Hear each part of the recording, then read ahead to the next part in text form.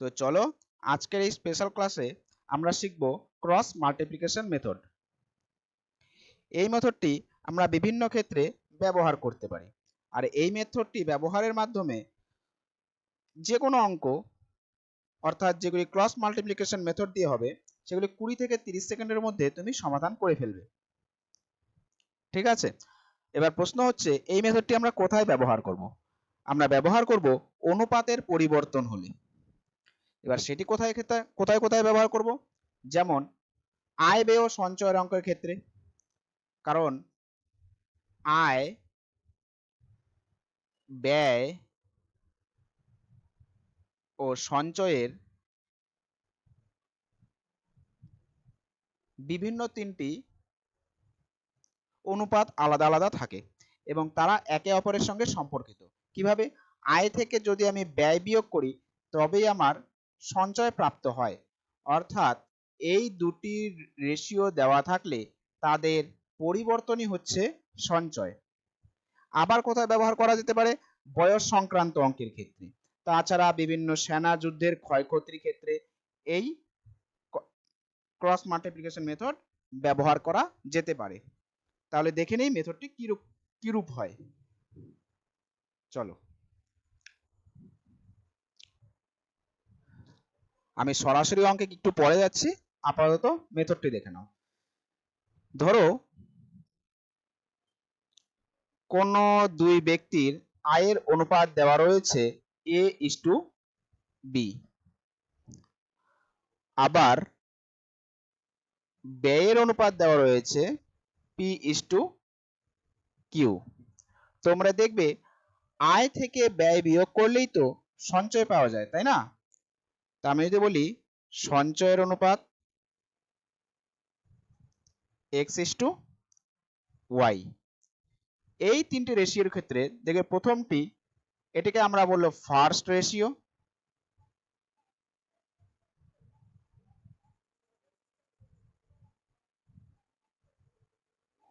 এটি second ratio,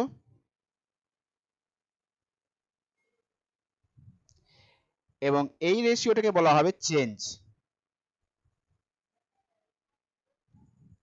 ঠিক আছে, তো সেক্ষেত্রে এই নিয়মটি কিভাবে কার্যকর হবে তো দেখে নেই।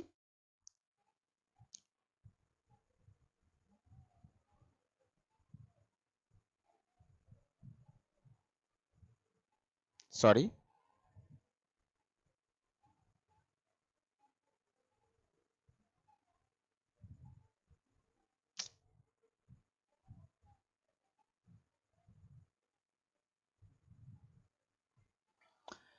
প্রথম এই ক্রসটি তৈরি করবে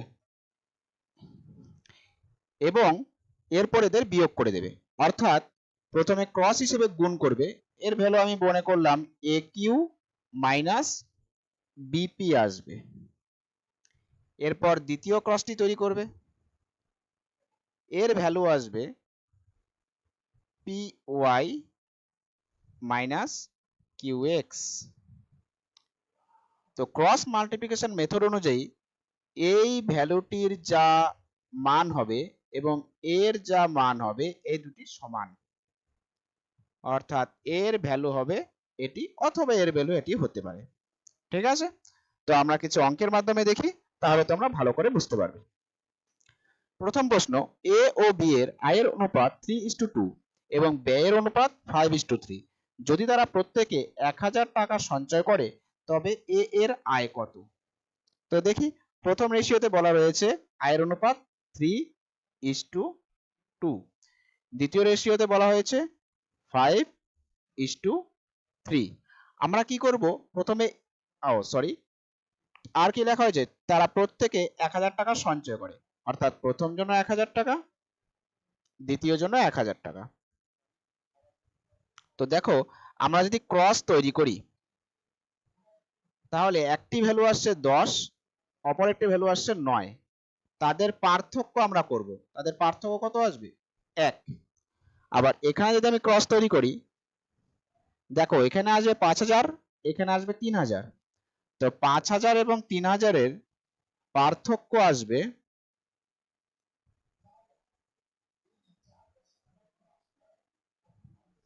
2000 টাকা। এখান থেকে আমরা বলতে পারবো একের ভ্যালু 2000, যেটা তোমাদের আগে বলেছিলাম যে এটির ভ্যালু এটি হবে। তো তাই প্রথমে কি আসলো, 1 আর দ্বিতীয়তে 2000, তাই বলা যায় একের ভ্যালু 2000। সো আমার একই উত্তর চেয়েছে, তবে এ এর আয় কত? এ এর আয় কত? 3, তাহলে 3 এর ভ্যালু কত হবে? Answer 6000। Option A correct answer. Next question, A ও বি এর আয়ের অনুপাত 5:3 এবং ব্যয়ের অনুপাত 9:5। যদি এ 1300 এবং বি 900 সঞ্চয় করে তবে এ এর আয় কত? তো এখানে আমরা কি দেখব, আয়ের অনুপাত 5:3 এবং ব্যয়ের অনুপাত 9:5। দুজনের সঞ্চয় কত দেওয়া রয়েছে? প্রথম জনের দেখো 1300 এবং দ্বিতীয় ব্যক্তির 900। তো এখানেও আমরা ক্রস করব, একটু হিসাব করি। কত হলো? 25, এখানে কত হলো? 27। 25 এবং 27 এর পার্থক্য কত? 2। এখানে এলো কত? 8100, এখানে এলো 6500, তার পার্থক্য কত হবে? 1600। ঠিক আছে, তো আমরা এখান থেকে কি বলতে পারবো এখন? যে 2 এর ভ্যালু 1600। আমরা কি চাই? এ এর আয়, এ এর আয় কত? 5, তো 5 এর ভ্যালু কত? অ্যান্সার হবে 4000। অপশনে correct answer. Next question, A ও বি এর মাসিক আয়ের অনুপাত 8:5 এবং ব্যয়ের অনুপাত 5:3। যদি তাদের সঞ্চয় যথাক্রমে 12000 এবং 10000 হয় তবে এ এর আয় কত? চলো আবার করি। তো ফার্স্ট রেশিও কত? 8:5। সেকেন্ড রেশিও 5:3 এবং সঞ্চয় কত? 12000 এবং 10000। আমি এই যে ক্রস করি, দেখো 3 8 24, 5 5 25, 24 এবং 25 এর ডিফারেন্স কত আসবে? 1। এখানে 5 10 50 এবং 3 12 36, 50 এবং 36 এর ডিফারেন্স কত আসবে?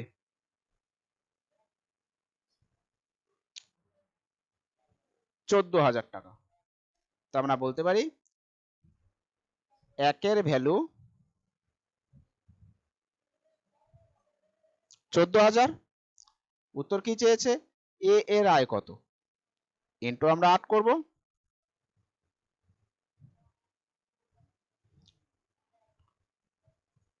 উত্তর আসবে 1,12,000। ওকে, নেক্সট কোশ্চেন। দেখো এই অঙ্কগুলি বয়সের ক্ষেত্রে ব্যবহার করা যাবে, কারণ এখানে দেখো প্রথমে একটি অনুপাত দেওয়া রয়েছে, পিতা ও পুত্রের বর্তমান বয়সের অনুপাত 5:2। বর্তমান বয়সের অনুপাত দেওয়া রয়েছে 5:2। 4 বছর পর তাদের বয়সের অনুপাত হবে 2:1। তো ফার্স্ট রেশিও কত?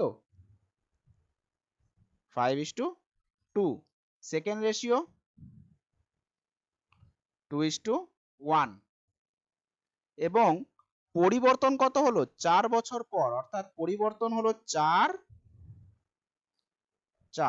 তো মনে থাকে যেন এটি হবে ফার্স্ট রেশিও, এটি হবে সেকেন্ড রেশিও এবং এটি হবে চেঞ্জ। তো ক্রস করি, 5 একে 5, 2 দুগুণে 4, 4 এবং 5 এর ডিফারেন্স কত? 1। 4 দুগুণে 8, 4 একে 4, 8 এবং 4 এর ডিফারেন্স কত? 4। তো আমরা বলতে পারি একের ভ্যালু 4। উত্তর কি চেয়েছে? পুত্রের বর্তমান বয়স কত? এটি বর্তমান বয়সের রেশিও ছিল, তো পুত্রের বর্তমান বয়স ইনটু 2। অ্যান্সার হবে 4 দুগুণে 8। Option A correct answer. বোঝা গেছে? নেক্সট, আবার একই রকম একটি প্রশ্ন, রাম ও শ্যামের বর্তমান বয়সের অনুপাত 4:5। ওকে, বর্তমান বয়স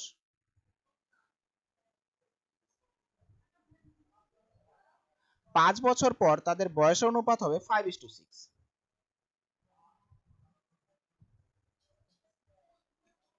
কত বছর পর? 5 বছর পর। চেঞ্জ কত হলো? 5 5।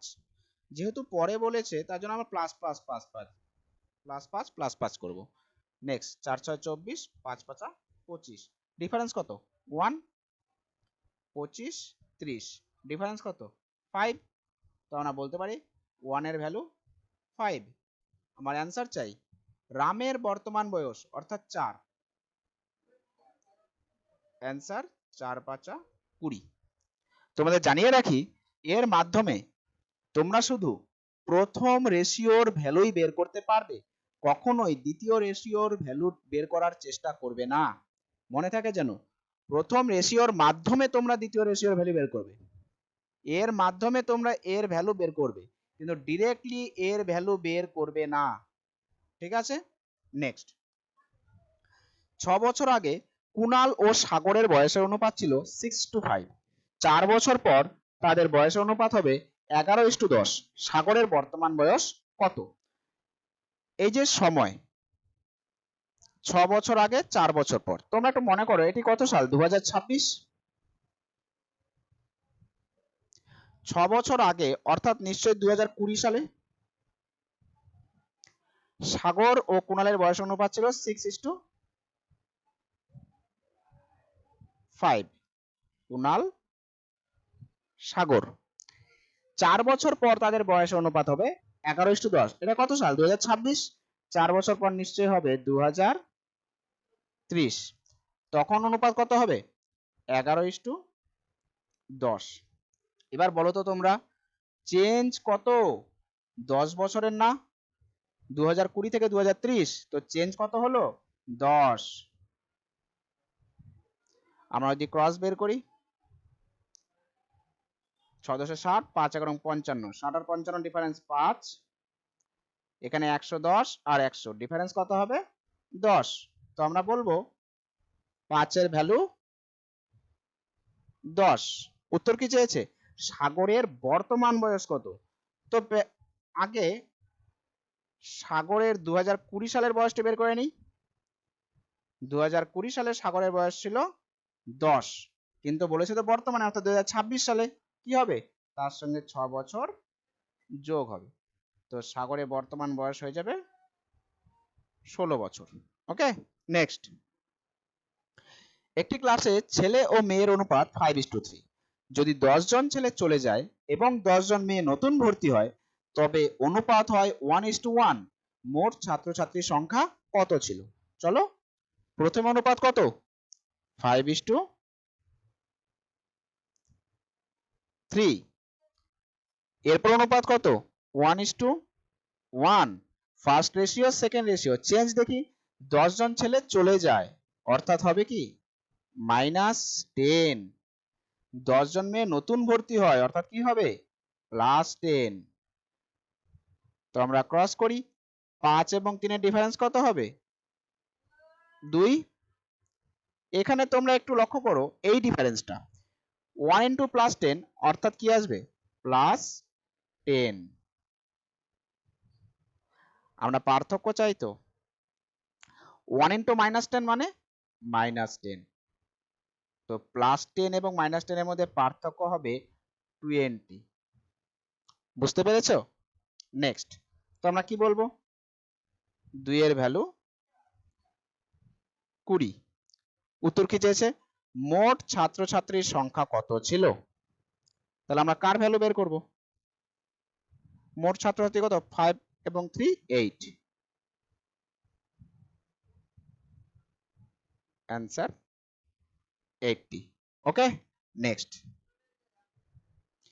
যদি 50 জন কম আবেদন করত এবং 25 জন কম নির্বাচিত হতো, তবে নির্বাচিত এবং অনির্বাচিতের অনুপাত 9:4 হতো। বর্তমানে নির্বাচিত ও অনির্বাচিতের অনুপাত 2:1 হলে মোট কতজন আবেদন করেছিল? এটি একটি অত্যন্ত গুরুত্বপূর্ণ প্রশ্ন।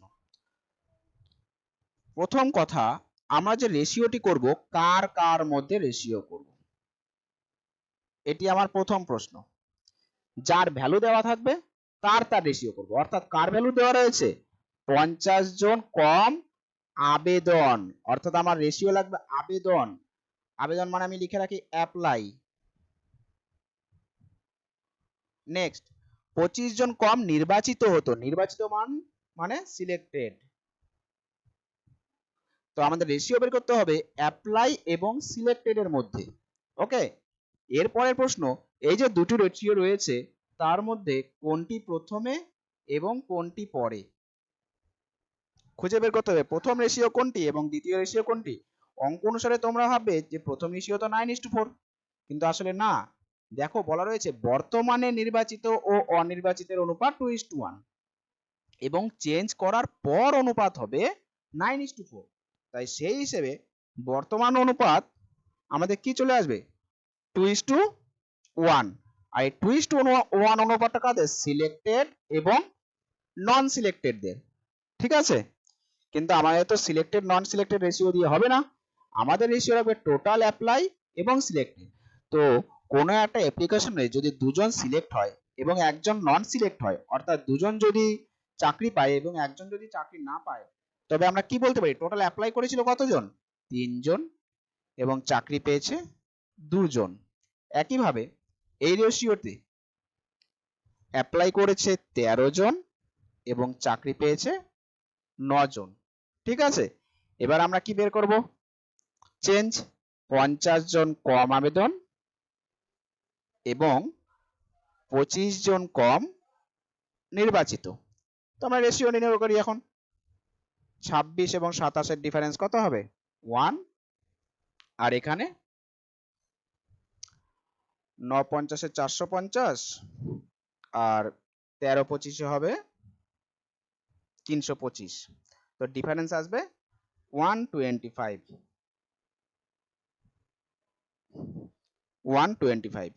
তো আমরা বলতে পারি একের ভ্যালু 125। কার অ্যান্সার চেয়েছে? মোট কতজন আবেদন করেছিল, তাহলে আমার 3 এর অ্যান্সার চাবে। তাহলে 3 এর ভ্যালু কত হয়ে যাবে? 375। তো এটি অ্যান্সার, অপশন সি। নেক্সট, একটি পরীক্ষায় পাস ও ফেল করা পরীক্ষার্থীর অনুপাত 4:1। যদি 30 জন কম পরীক্ষার্থী পরীক্ষা দিত এবং 10 জন কম ফেল করত, তবে পাস ও ফেলের অনুপাত হতো 5:1। অর্থাৎ বর্তমান রেশিও কত? 4:1।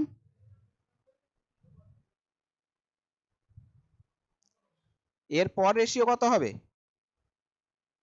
5:1। প্রশ্ন হচ্ছে এই রেশিওটি কার? পাস এবং ফেলের। কিন্তু আমার কি দরকার? পরীক্ষার্থী এবং ফেলের। ওকে, তো আমরা হিসাব করি। প্রথমে পরীক্ষার্থী কত হবে? 4 এবং 1 5, 5 জন পরীক্ষার্থী এবং ফেল করেছে কজন? একজন। তো এটা কিসের রেশিও? Pass fail. আর এটা কিসের রেশিও? Student fail.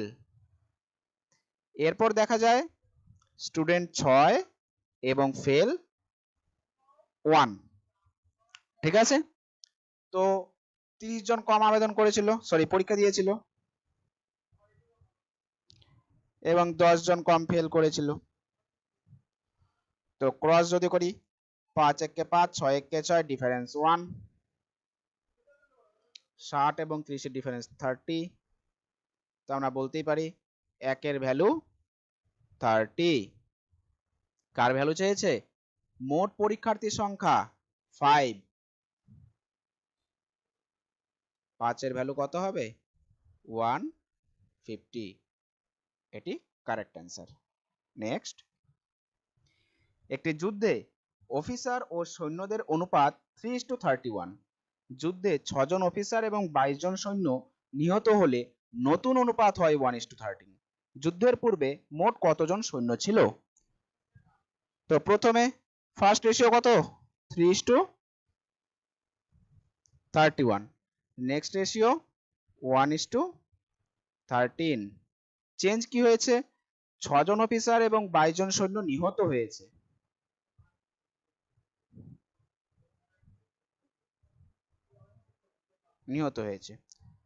তো আমরা যদি ক্রস করি এখানে আসবে 3 13 39 এবং 31 একে 31, 39 এবং 31 এর ডিফারেন্স হবে 8।